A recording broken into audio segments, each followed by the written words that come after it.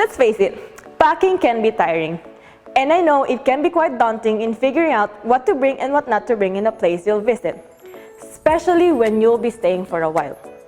I mean, ladies, traveling is life. We all want to bring a little bit of something, but we know it just can't fit. So, here's some tips to help you maximize your luggage capacity, to keep things light and easy for your trip. Now, first things first. When traveling, you have to know where you'll be going, what you'll be doing, and how long you'll be staying. With this, you'll know how many clothes and things you'll have to bring. Other than folding your clothes the regular or common way, try to place your clothes vertically.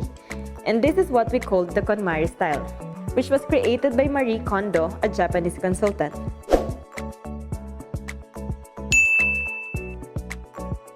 Fold both sides of the garment across the center.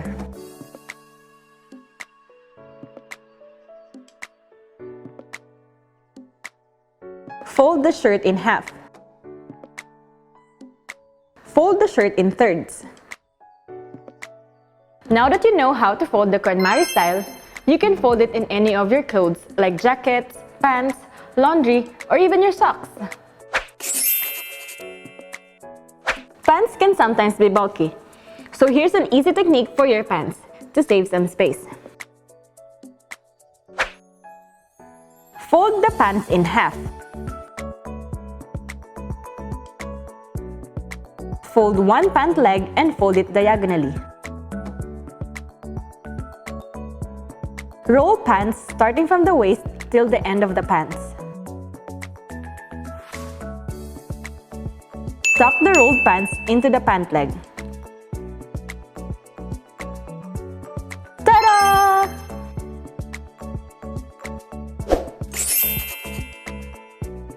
Keep your hygiene, beauty, and gadget essentials in separate cubes, because packing cubes can be a total lifesaver. They help maximize space by keeping your clothes or other stuff compressed. The good part about this, with the packing cubes shaped like a cube, it is definitely easier to stack many in your luggage. Here's another tip to keep in mind for your beauty and hygiene essentials. Keep them in small containers. That way, they would fit into your packing cubes. I struggle with knowing what type of shoes to bring. Well, if you can comfortably walk in your shoes for over 3 hours, like the shoes with heels or pumps, you shouldn't bring them. But preferably, the maximum pairs of shoes you should pack is 2. Keep them in one plastic bag so your new clothes won't get dirty.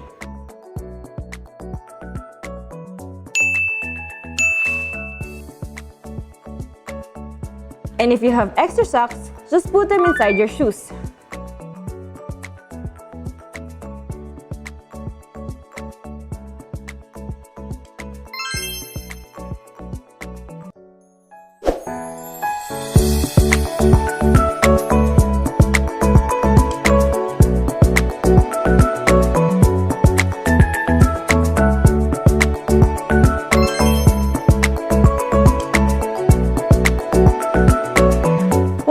Quick, all packed up and ready to take flight.